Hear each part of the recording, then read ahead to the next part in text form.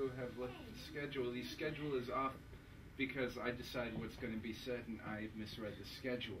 No, I misremembered the schedule. So originally today was going to be us discussing Tisha B'Av, but then when I missed the class and everything got bumped up, then we were going to be discussing weddings today.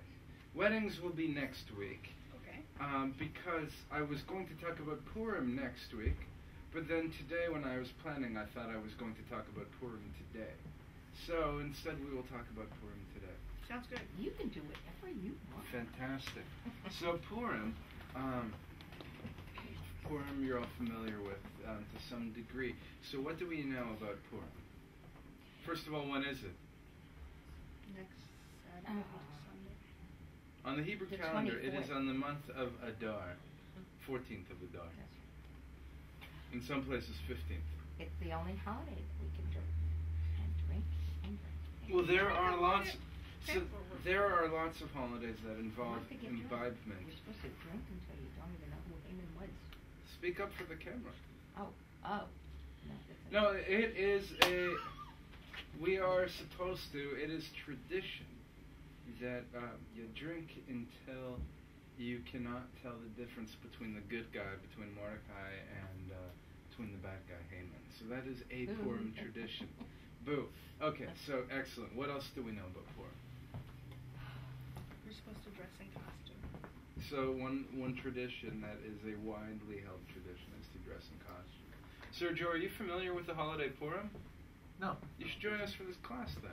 I will. Purim's the greatest of the Jewish holidays.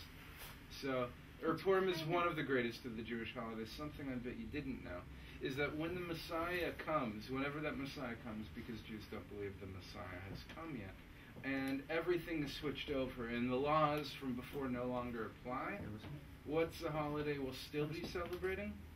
What? Purim. Really? Yes. We'll get to that. Go.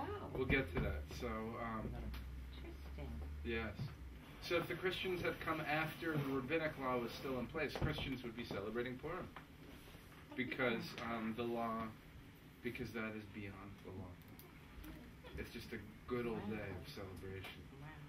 Yes. Queen Esther saved the Jewish people.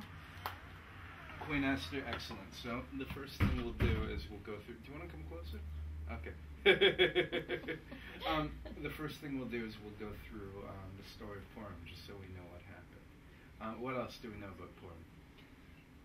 Well, it takes place in Shushan.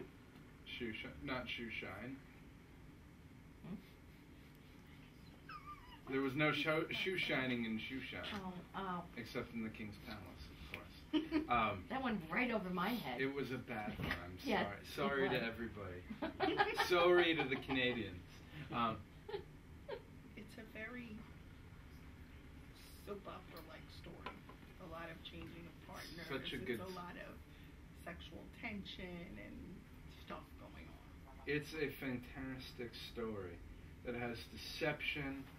That has, it's got sex, it's got partying, it's got feminism. Right. It's Dynasty back. It is the most modern of texts. Yeah, actually. It's also the one book of the Torah, or the one book of the Tanakh, where God's name does not appear once. Mm-hmm. Interesting. Yeah. It's believed that it's sacred and God comes into it, but let's go through the story first. So you are in the land of Persia. Hello. Hi, how are you? Good, how are you? Good. So we're in the land of Persia. Jews are in Persia. By the way, we don't have archaeological evidence of this happening. Although if we did tie it to one of the Persian sultans or kings or emperors, I guess Persians were called sultans? Sultans, Sounds yeah. good. Why not? We think it might have been Artaxerxes.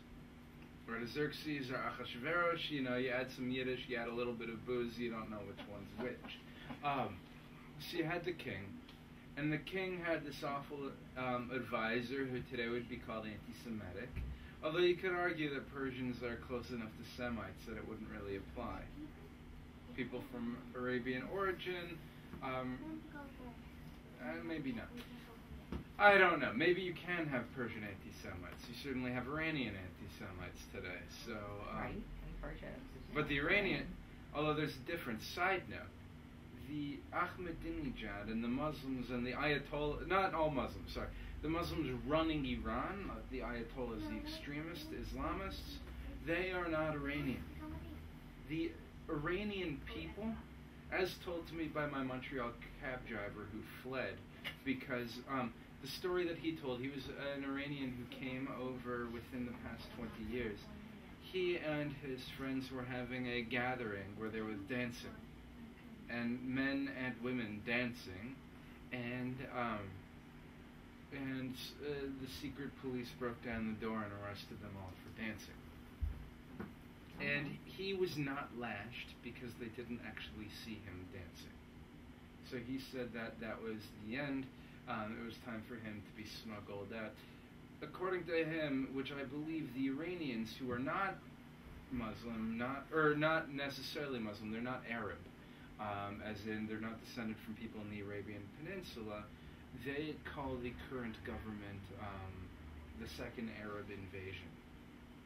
The first Arab invasion being either, I guess, in the 900s, I don't quite remember which century, when the Muslim Empire really grew, which is why the Babylonian Jewish population was so significant, why they wrote the Talmud, because the Muslims moved their caliphate, the center of their empire, to Baghdad. So that region grew and had tremendous power because the Muslims put their capital there, and since they basically had the whole world, except for northwestern Europe, that was a good place to set up shop for the Jews. Are there any Jews in Iran today? Most of us. Oh, yeah. I'm sorry, I can't remember your name. Robert, good to see you. Absolutely. Well, good to see you, Robert. So today we're talking about Purim. Yes. You're familiar with Purim? I am. Fantastic. So, anyways, We're in Iran. let's not confuse the awful anti-Semitic Iranian government. Let's not confuse their beliefs with the beliefs of all Iranian people. Jews lived very well in Iran until really past the creation of Israel, up until the Shah was taken out of power. And I actually have some friends I went to Israel with on birthright. I went with one of them, who is Iranian, and his father was, he called it the vice mayor, I guess the second in command in Tehran, and they had to leave when the Shah was ousted. Anyways, okay, so we've got pardon me? You digress. I digressed, as always. I think if I may interject, if I Yes. may, I think the question is, do they have to leave, or did they, based on reasonable intelligence, think it's time for us to go somewhere else? That's It kind of was the question. right, and it was based on reasonable intelligence. Yeah. But that's, the same happened in Morocco. Right. People can sometimes make it's called like a functional order to leave or a constructive order to leave. Right. If somebody tells you, we don't want you here, you smell. Well, something comparable to that is Germany, pre-Holocaust Germany, and here's they why. explicitly told them to leave. No. Not initially, and here's why I bring that up, because the Nuremberg laws, which are where there were laws, it was systemic persecution against the Jews that led to something worse. The laws in a lot of the Arab countries post-1948, post-creation of Israel, were similar to Nuremberg laws. They subjected Jews to unfair discrimination, to different laws, and they were. Excuse me, where was this? This was in different Arab countries. Oh yeah. Oh yeah. Not Iran per se. Things became much more dangerous for Iran, so some of the persecution was systemic. It was through laws. Some of it was just popular. And so, while the Jews may not have been forced out by the government, Jews were de facto. If you are in a country and you are fearful for your life, or you fear that things might get worse, you are effectively forced out, in my opinion. You are effectively a refugee once you've left. Yeah. So the question of whether, I don't think anyone was forcefully expelled by legal orders since either from the Nazis in Germany or prior to that. They weren't even legally expelled. They were permitted to stay and then expel them in a different way, an awful way. It was always my belief that Jews in Germany were, that was the first time they were ever faced with total annihilation. But when you look at Iran and you look at Purim, they were too. Absolutely. There was a goal for genocide. Thank you, sir. Very nice. So we get to the story of Purim. We have the king Achashverosh, and it starts off. And correct me if I do something out of order. I'm storytelling from memory. Okay. But you've got this king Achashverosh that's very clown-like, the way we portray him. He's a comical king who has many parties that in Hebrew are called mishteh, which comes from the shore shoteh, from the root shoteh, which means to drink. So they are drinking parties. And first feminist, we have Queen Vashti at the time, who Achashverosh at one of these parties says, "Dance for my friends," and debatable. Let's call it the dance of the seven veils. And he was going to rip off. Exactly. She would not do it. This is the Cliff Notes version of the story. She would not do it, so he says, "To heck with you." Bye. You're out of there. Yeah, I'm the king. They didn't kill her. No, sayonara. Yeah. So Goodbye. whatever it means to us, the queen, when you are a disappointed king, because your spouse has been haughty. A-U-G-H-T, not O-T-T-Y. She would not demonstrate her being a hottie, so instead she was haughty. Did she have leprosy? She probably was. It's quite possible. Oh my God. Yeah, probably not. So anyways, the king needs a new queen, so we all know the best way to find a spouse is through a beauty competition. Meanwhile, you have the two important figures, the two heroes of the story, Mordechai and Esther. And we call those names Jewish names, actually, but these were very assimilated Jews. They lived in there. Mordechai and Esther were their secular names. And you know how you know this? You ever heard of the Babylonian god Marduk? No. Marduk, the sun god. No. Mordechai, Marduk. Esther, I can't remember Mordechai's Hebrew name, so if anyone comes up with that in the next 15 minutes or so, kudos to you. Esther, her Hebrew name was Hadassah. Okay. And Esther, who was the goddess in Babylon, in Persia? Fertility god? Ishtar. Esther, Ishtar. So these were local names. Huh. Okay. Yeah. So Mordechai, the uncle to Esther, says, "Hey, you should go into a beauty contest. You should go into this and try things out and see what happens." And The Bachelorette. exactly. Yeah, it's a good example, or a good connection. But don't tell them you're Jewish. Sound familiar at all? It's a story that is continually relevant. Don't tell them you're Jewish. So of course, Achashverosh, Esther is of course the most beautiful woman in Persia because she has a full set of teeth. And Did you come up with that one? I just made that up. It's It's not actually in the text. No. Or London. Sorry, Austin Powers joke. They have dentists and orthodontists in London now. Sorry to our British colleagues if you watch this. We have to make many bad jokes at many people's expenses here. Okay, so Esther wins the beauty pageant. Meanwhile, Achashverosh has this advisor who's a bit of a jerk. His name's Haman. And Haman's himself is a little haughty. A-U-G-H-T, and he's waltzing around, and because he's the king's advisor, he says, everybody should pay homage to me. By the way, this whole story is part of the Bible. It's the book of Esther. And so he goes around, and everybody's bowing. Oh, it's the advisor. Mordechai is Jewish. He only bows to God. We don't bow to people. We'll bow as a sign of respect. Like, if you go to Japan and you're Jewish, it's okay to bow. But not in a way that prostrate. I always mix up prostrate and prostate. Not in a way. There's a big difference. Oh yeah. Yeah, prostrating's only vicious to men if you've got a bad back. Prostates, you get other problems. So we don't prostrate ourselves to other people. So Mordechai says, I don't do it. So Haman, knowing Mordechai is Jewish, suddenly gets a big problem with the Jews. So he has the king sign a verdict, because the king's just he's a big galoot, always drinking, having fun with his harem of ladies, with Esther at the top. He gets the king to sign a decree that says all the Jews are going to be slaughtered. We get to annihilate all the Jews. And they cast lots, Purim, the lot, and they decided that on the 14th of Adar. Was this before the king married Esther? I don't recall. I'm going to have to look that one up.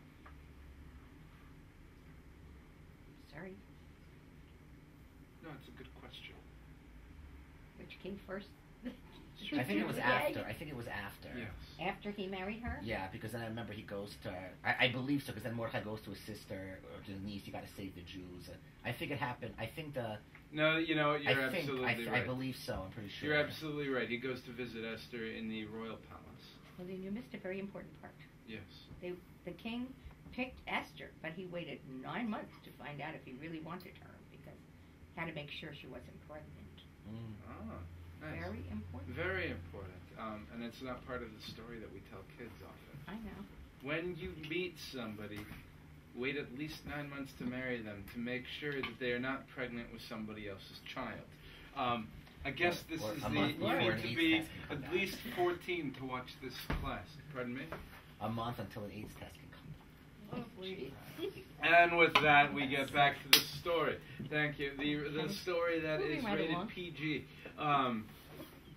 Right. So, where was I? Oh yeah. So we find Haman has his whole order signed to slaughter all the Jews. Mordechai goes, Esther, this is bad. This is very, very bad. And so Esther, they try to figure out a plan. And so Esther is going to, they're figuring it out. And then, meanwhile, you have these guys who are plotting to kill the king. Because you have to have a plot to kill the king. And Mordechai overhears this plot to kill the king while he's hanging out around the palace. And so he lets the king know. And so the king really wants to honor him. And so the king tells Haman, hey, how would you honor somebody in this town? And Haman's like, thinking it's him, because Haman's haughty. So that's the word of the day. If you hear it, you have to make loud noises like on Pee-wee's Playhouse. Haughty. My niece just came. I was going to say my niece just came home with the word assiduously. The teacher said work assiduously several times. That was the word of the day. She likes to say the word assiduously now. That's fantastic. My word of the day for a while was defenestrate. What does that mean? It means to throw something out a window. It's a fantastic word. We used to defenestrate furniture from our second-story art room back in high school art. Oh gosh. Don't ask. Don't tell. Yeah, so Esther wanted to defenestrate Haman off of a turret, but it didn't work out that way. That's not in the text. That's Midrash. So you're giving the most disjointed Megillat Esther story ever. I apologize for that. So anyways, the king overhears that. Haman gets all excited, put him on a horse, dress him in the royal robes, and he says, that's great, put Mordechai there, take care of it. So Haman's even more fumed. But Esther approaches the king and says, we have to find this way to capture Haman. We have to find this way to make Haman look bad and remind the king of what this actually entails. Well, first this means that Esther Esther can be killed. tell the king that he was Jewish. That she was Jewish. Yes, but she comes up with it first. Or she has to have the whole plan. So she tells the king, I'm Jewish, and you devise this whole, you sign this whole thing to do it. Which isn't so first the queen sets up some drinking parties with Haman, and there are a few more parties. You're going to actually have to come to Purim to get the non-disjointed version of the story, because it's very convoluted. It's soap opera-esque. Anyways, long story short, Queen says, hey, king, And the queen risked her life because she goes in when the king could have had her killed because the queen needs to know her place. She was a smart cookie. She knew he loved her. Absolutely. I adored her. Now, here's the question. Was it love or lust? Didn't matter as long as she got her way. Exactly. So she knew how to manipulate the man. Anyways, king finds out Esther's Jewish. King finds out that there's this vicious law that means that Esther would get annihilated and that Mordecai would be annihilated. And Mordecai's this good guy that he likes, and that Haman's behind this plot. So he says, hang Haman, and all you Jews can be saved, except there's one problem here, and this is the part that we don't often tell kids, that we're going to read from the actual book of Esther. It's not just that the Jews are saved, because what happens is that the king cannot cancel any of his decrees. So the king signed the decree that says all the Jews could be killed on the 14th of Adar. So the king does not say, this is revoked. What the king says is, you Jews, I'm signing a decree that says you Jews have the rights to preemptively defend yourselves. So the 13th of Adar, all the Jews go out and slaughter all of Haman's followers all over Persia. Including his family and 14 children. Exactly, which we will read. And so it's a preemptive strike, essentially.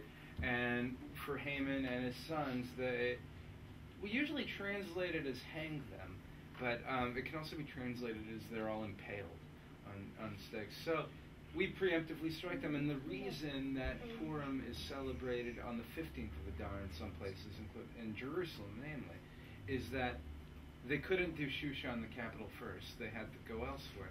So they basically, the Jews were saved by all this action or by our defending ourselves in time for Purim on the 14th, but in this walled city of Shushan, we had to wait until the 15th, because it was on the 14th that we said we took care of them all outside, but we need to make sure that we're safe in the capital. So, we killed all the Agagites, and they're seen as Amalek, who are they're the enemy of the Jews. From the Torah, we're commanded to blot out their name and destroy them and never let them live. So actually, I was walking through Brooklyn and saw a sign that I really needed to kick over because it said Amalek Construction Company. Oh, that's funny. Yeah, I took a photo of it. It was great. And so Haman is seen as part of this group. And so because of that, in walled cities, and when we say walled cities, we really only talk about walled cities that existed at the time of Joshua when he conquered Israel. So it's the only walled city that's really in Israel, Jerusalem. So in Jerusalem, they will celebrate what we call Shushan Purim, the day after Purim. And they'll also do a Megillah reading and celebrate Purim in other cities in Israel, but just to connect themselves with Jerusalem. So, and so the Jews are saved. And while God isn't present in that story, we believe that in the same way that we see God's presence in our lives, that God was in the backdrop of this story. God was making things happen because it really was miraculous that every step occurred.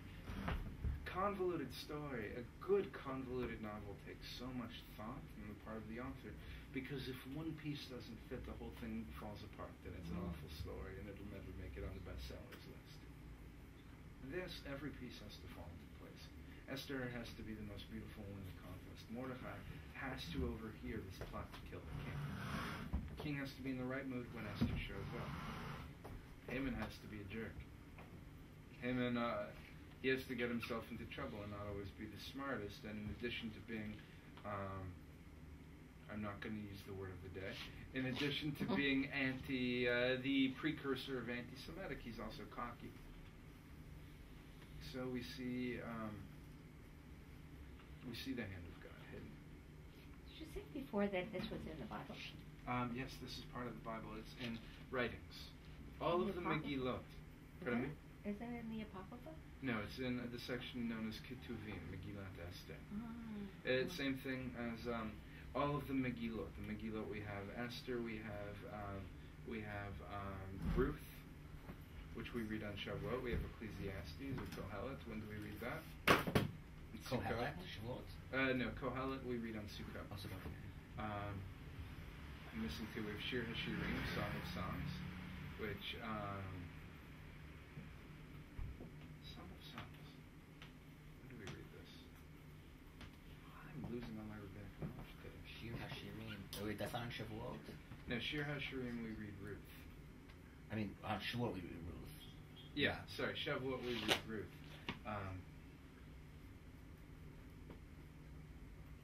Song of Songs, there is a holiday where we read this. Pesach. No. No. Well, how many are left? Let's see. Hold on, to solve this, and I am going to look this Oh, up. I'm so happy he's having a senior moment. Absolutely. I thought you were passing the rabbit. Welcome to my world. Actually, if I may say, in Christianity they also have a book of Esther. It's a little bit different than the Jewish book of Esther. Well, it's the same book. It's the same book. It's just ordered a little bit. The way it's translated. Well, it's I didn't look at the Christian one, but from my understanding, it's just the rabbis saying that the order is different. It's not just a verbatim copy of the book of Esther. It depends on the translation, because a Christian book is based off of translations. So let's see. 5 Megillot. We also interesting about, if I may say, about things having to come into play. One of the reasons why Achashverosh was mad at Haman was that he walked in right at the time when Haman was begging Esther for his life, and it looked like he was trying to seduce her. Yes. And he ticked him off. Yes. It's like a Three's Company episode almost. Exactly. Well, I have to leave something for actual Purim. Otherwise, Okay, I'm sorry, I there's no forgot. reason to show up. Okay. That was a definite no-no. Shir HaShirim. Let's see. Product description. Yes. Okay. Well, there's. Okay, so Shir HaShirim must be Pesach. So nice work. And then the last one was Lamentations. Eicha. Lamentations, which is read when?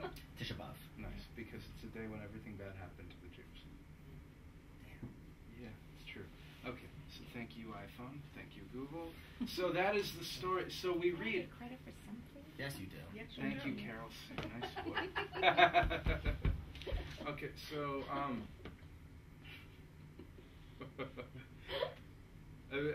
today's the fun day. Okay, so what will happen is you have the Purim service, and the staple of the Purim service is that traditionally there are 4 mitzvot associated with Purim. 4 mitzvahs that come from the rabbis. Oh, we were actually going to read the text, and you see some of these mitzvot in the text. So let us read the text, and then I will. Read the text without groggers. You stomp your feet when we read it. So one of the staples is that you blot Haman's name out forever and ever. So I've got chapter 9. I didn't include chapter 10, which is 3 lines. Can I just interject with one joke? There's one kid in elementary school who used to pick me up all the time. He used to always tell me, the reason why Jews don't eat ham is because it's short for Haman. And I used to tell him all the time, that makes no sense. It's not true. Yes, it is. Here, no, you know what? I don't know if you need that page. Let me give you the double-sided pages. Thank you, Minna. I'll take that one. I'll take that one. Single one too. Thank you. Okay. So let's go through and read it verse by verse. So, Brian, do you want to start? Now in the 12th month, which is the month Adar, on the 13th day of the same, when the king's commandment and his decree drew near to be put in execution, on the day that the enemies of the Jews hoped to have rule over them, whereas it was turned to the contrary, that the Jews had rule over those who hated them. So this is a great table turning of good versus evil. So, Denise, do you want to continue? Sure. The Jews gathered themselves together in their cities throughout the provinces of the king Ahasuerus to lay hand on such as sought their hurt, and no man could withstand them, for the fear of them was fallen on all the people. All the princes of the provinces and the satraps and the governors and those who did the king's business helped the Jews because the fear of Mordecai was fallen on them. So all of a sudden, the Jews are in a powerful state. I mean, the queen of the place is Jewish. Mordecai is her uncle. Mordecai is a now very valued member of the courts. Oh, that says it. Excuse me, I think I may have... Was his Hebrew name Baruch? I honestly don't remember. Okay. This is part of my senior moment today. Okay. So, but yeah. For Mordecai was great in the king's house, and his fame went forth throughout all the provinces. For the man Mordecai grew greater and greater. So this is the part where the Jews are doing self-defense preemptively, and this traditionally, where all the names of the people that the Jews killed are read in one breath. Oh, really? Yes. So, I didn't do that. in Okay. Shushan the palace, the Jews killed and destroyed 500 men. Parshandata and Dalphon and Aspata and Porata and Adalia and Aridata and Parmashta and Arisai and Aridai and Vaizat, the 10 sons of Haman, the son of Hamadata, the Jews' enemy, killed them, but they didn't lay their hand on the spoil. Which means that this wasn't a war to take their stuff. This was entirely the issue of intent. They were the bad guys. In the same way that we see earlier in the Bible that holy wars, when we're commanded to go against people, we're commanded not to take the booty. Commanded to destroy everything, which is one of the shortcomings with Saul, King Saul. So you're on verse 11. On that day, the number of those who were slain in Shushan the palace was brought before the king. The king said to Esther the queen, "The Jews have slain and destroyed 500 men in Shushan the palace, and the 10 sons of Haman. When then have they done in the rest of the king's provinces? Now what is your petition? And it shall be granted you. Or what is your request further? And it shall be done." Then said Esther, "If it pleases the king, let it grant it to the Jews."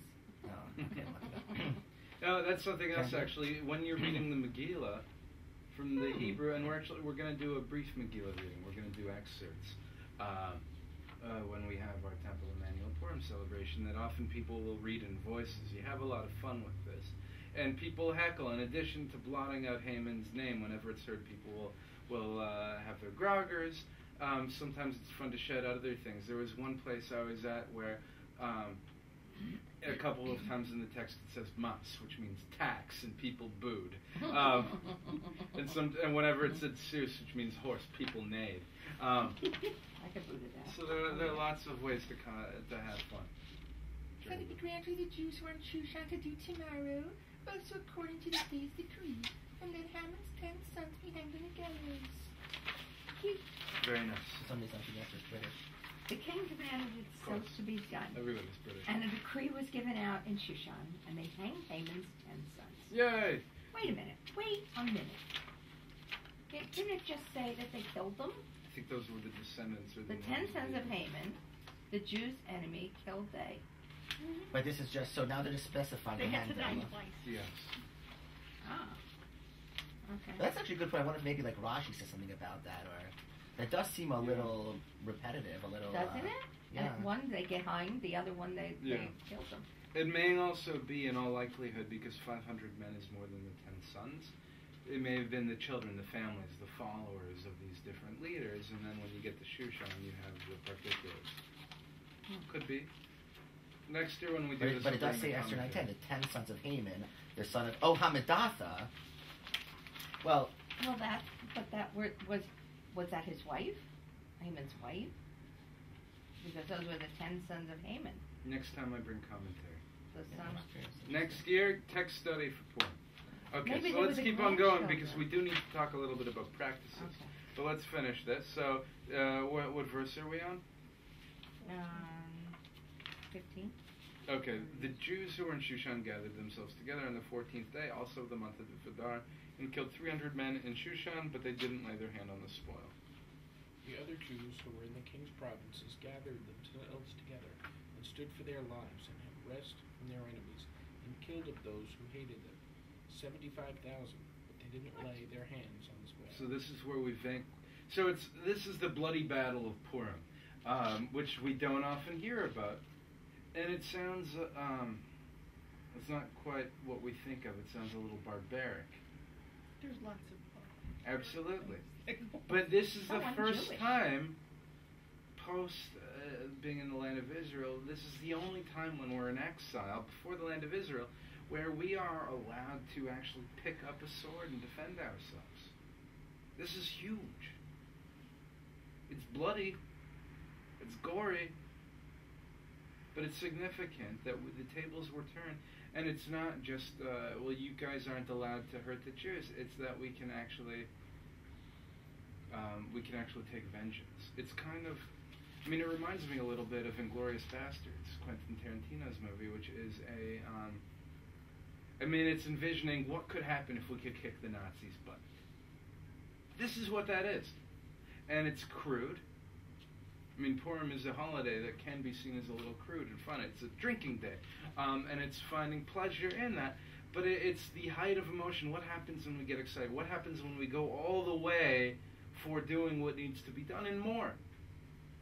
So yes, it is over the top. It's probably exaggerated a little bit, if not a lot. But it is something. And it's something that we never really get. Okay, so we continue. This was done on the 13th day of the month Adar, and on the 14th day of the same they rested, and made it a day of feasting and gladness. So we see our first mitzvah. Right? So the Jews who were outside of Shushan, they fought on the 13th day to defend themselves, and we have the fast of Esther to make sure that things go well, that the day before Purim you'll fast. It's a minor fast. You're not required to do it, but you should. According to traditional Jews. I never fasted on the fast of Esther. But it's something that Jews will do sometimes to make sure that things go well. And then on the 14th day, what do? But the Jews who were in Shushan... First, feasting and gladness. That's the mitzvah. That's mitzvah number 2. First mitzvah is to actually read the story. But one of the mitzvahs of the holiday. Which one? I have a problem with feasting after you killed 70,000 people. Well, right. Didn't God count the angels when we crossed, over the Ivrites? That when all the Egyptians were killed, they said, "How dare you? These were my people too." But we are the Jews who were saved. God did not tell those who made it out of the Sea of Reeds, who just came from Egypt. God did not tell them to stop celebrating. They are allowed to celebrate because they were saved. Just as because we are descended from these people, the people who almost died, they had a victory which meant that they would live to celebrate another day. So for them, this is huge. The issue is you're not allowed to celebrate. You're not allowed to stand idly. If you are a bystander and then you see one guy slaughtering another, that's when you're not allowed to celebrate. But this was a good day. And also because those people, they wanted to see us all dead. Right. I understand that, but I can't see us celebrating the death of anyone. That's true. Well, you're not celebrating the death of anyone. It does happen the day after. What you're celebrating is the fact that you're alive. Okay. So, we don't celebrate the death. We don't glorify them in the same way that at the Seder, when we get to Passover, we'll talk about it, we take out a drop of wine to show our sadness for the Egyptians from the 10 plagues. We don't glorify them. But now that the deed is done, you don't celebrate until you are safe. You don't celebrate beforehand. It's the 12th of Adar. Guess what? Tomorrow we get to go kill them. So tonight let's get drunk, and when we're hungover, then we're going to see if we can actually pull it off. In other words, you're celebrating life, not... Exactly. Yeah. So life once you have the time to celebrate life. Okay. So that's one of the mitzvahs. You have a big celebration. Thank you. Okay, so who's next? I think it was me, and let me just, but, okay, hold on a second. Oh, you're in verse 18. But the Jews who were in Shushan assembled together on the 13th day of it, and on the 14th of it, and on the 15th day of the same they rested, and made a day of feasting and gladness. So that's Shushan Purim, what happens in the walled cities. Chelsea? Therefore do the Jews of the villages who dwell in the unwalled towns make the 14th day of the month of Adar a day of gladness and feasting, and a good day, and of sending portions one to another. Mitzvahs 3 and 4. Mishloach manot, which Mishloach manot are giving gifts to others, gifts of food because you feast, as well as because we need to give gifts to everybody, and you're supposed to give at least 2 because they're plural. in the Hebrew it's plural, so the rabbi said plural means at least two. We're also supposed to give to the poor because you want to make sure that everybody can have happiness. And so typically you'll give food or money that can buy somebody at least one meal. So that's another mitzvah right there. And then, my turn. Mordecai wrote these things and sent letters to all the Jews who were in all the provinces of the king of Ahasuerus, both near and far, to enjoin those who they should keep the 14th day of the month Adar and the 15th day of the same yearly, as the days in which the Jews had rest from their enemies, and the month which was turned to them from sorrow to gladness, and from mourning into a good day, that they should make them days of feasting and gladness, and of sending portions one to another, and gifts to the needy. The Jews undertook to do as they had begun, and as Mordecai had written to them. Because Haman, the son of Hammedatha, the Agagite, the enemy of all the Jews, had plotted against the Jews to destroy them, and had cast that is the lot, to consume them and to destroy them. But when the matter came before the king, he commanded by letters that his wicked device which he had devised against the Jews should return on his own head, and that he and his sons should be hanged on the gallows. So remember, it's not only that we we didn't just go out and slaughter them, we turned the tables on them. They planned to do this to us. So, what goes around comes around. What a twist of fate. Guess what? You had this great plan. So we're, instead of coming up with our own, we're going to use yours. Yeah. Karma stinks, right? Right. Therefore they called these days Purim, after the name Pur. Therefore, because of all the words of this letter, and of that which they had seen concerning this matter, and that which had come to them, the Jews ordained and took on them, and on their seed, and on all such as joined themselves to them, so that it should not fail, that they would keep these 2 days according to the writing of it, and according to the appointed time of it every year. And that these days should be remembered and kept throughout every generation, every family, every province, and every city, and that these days of Purim should not fail from among the Jews, nor the memory of them perish from their seed. Then Esther the queen, the daughter of Abihail, and Mordecai the Jew, wrote with all authority to confirm this second letter of Purim. Sorry, I'm lost the verse. 9:30. 9:30. I realized that I photocopied this section twice, so you should ignore pages 4 and 5 on here, or the next. Okay. Yes, which are 1 and 2 again. So I apologize for that. So to confirm these days of Purim in their appointed times, according as Mordecai the Jew and Esther the queen had enjoined them, and as they had ordained for themselves and for their seed in the matters of the fastings and the cry. And I'll just get the last one in this chapter. The commandment of Esther confirmed these matters of Purim, and it was written in the book. And then they go back and they confirm a little bit more of what happened. But it's interesting that at the end of this book, you have a description of what it is that we're supposed to do with this. A lot of the texts say, you should observe my commandments. God saying you should observe my commandments. And this is the people through the text saying that we're going to tell this story over and over and over again, kind of like with the Passover Seder. Except this is a story where you really have to seek the God out. Everything is hidden in this story and then unveiled. You have identities that are layers. You have names that are layers. If Mordechai is Baruch, which I'm sorry, can't remember, senior day. You have a lot of depth to this story, and so why do we wear costumes? Why do we wear costumes? Because we look like everyone else. We look like everyone else in our faces, but sometimes there's something unique inside. Especially in a world where we have so many different hats. For Jewish identities, and then we have the identities that we wear everywhere. To work, among friends.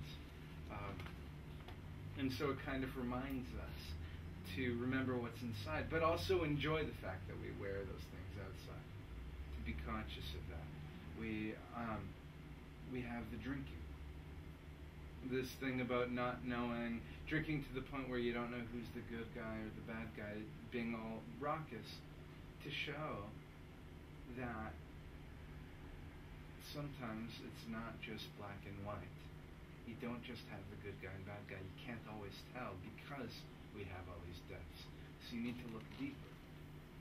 The rabbis also say that the drinking, there's another level to that of you're supposed to get yourself to the point where you can't be so self-conscious, so you just need to trust that things will go well. In the same way that this is, which I don't advocate, but the idea is that ultimately here they had to rely that things would work out, that there was faith involved. That this is ultimately a story that things will work out. These Jews were not the ideal Jews who were saved. They were doing idolatry. They were participating in these feasts with the king, which were idolatrous feasts in a way. Lots of blessing to the gods. Was not okay. But because there was a bit of gray area, because there was some faith, they were ultimately redeemed. And so Purim is a story of redemption. It's a story of faith. Or at least finding some kind of faith. Passover. Pardon me? Sounds like the same as Passover. It does. Except Passover, we see God. Passover is a story where we have to imagine we were there. Purim, we're all there. In a lot of ways, if I may interject, in my opinion, God is sort of giving a little hidden message.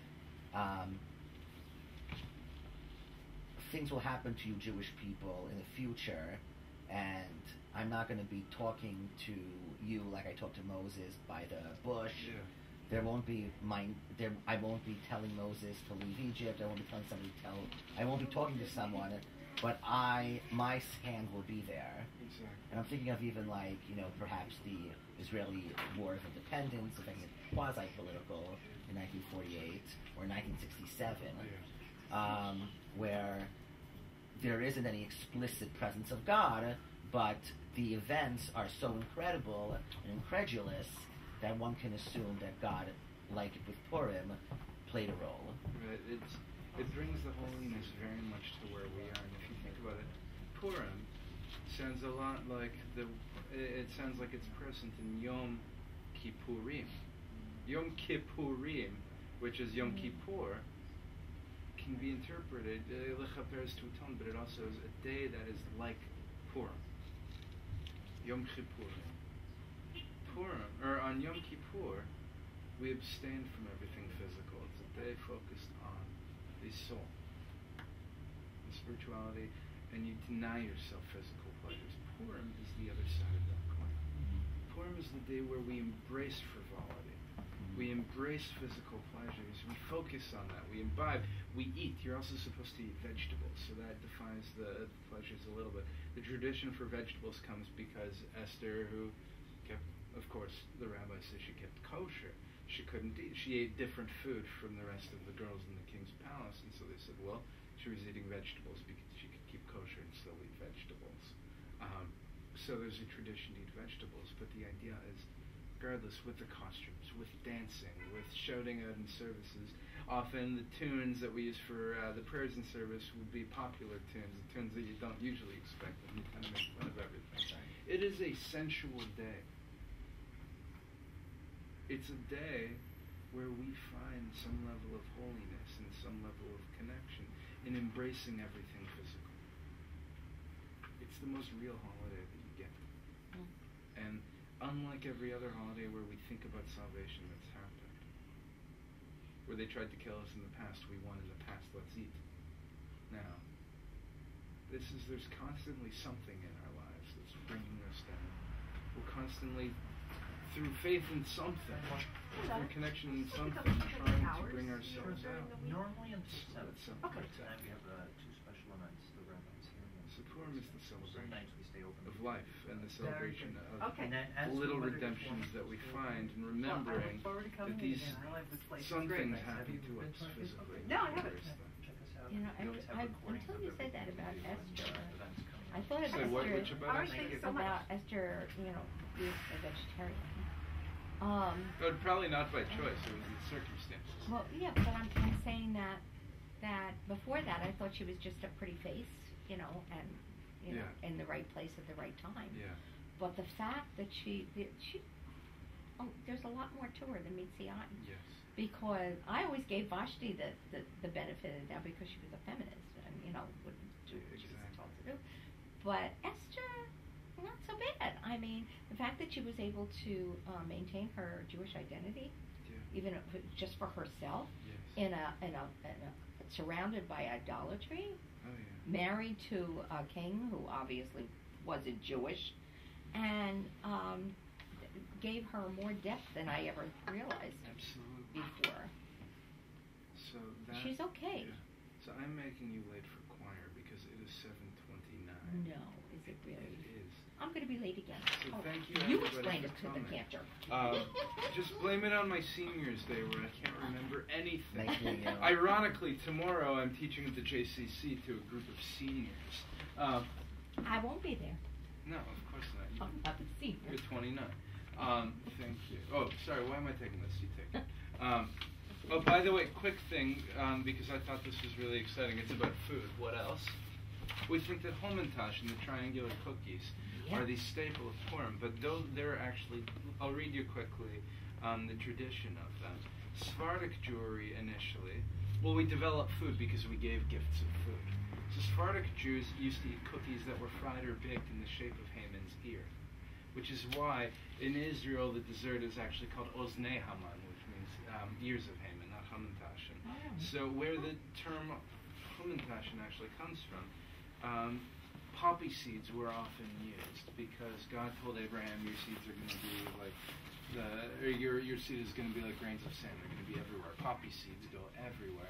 And so the story is like Haman tried to annihilate us and said we turned out to be poppy seeds. Poppy seeds are called mun.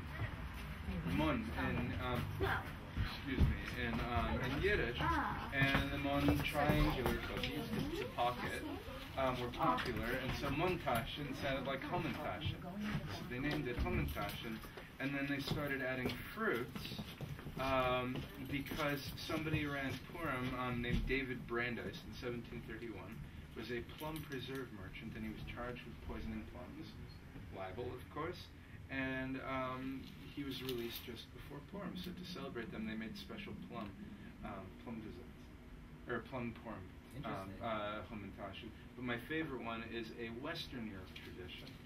They used to eat gingerbread around Purim because they would pretend that it was Haman, and then they would bite off the head. Oh. Brilliant, right? Oh yes. I'll stick to my Absolutely recipe, brilliant. thank you. Thank you.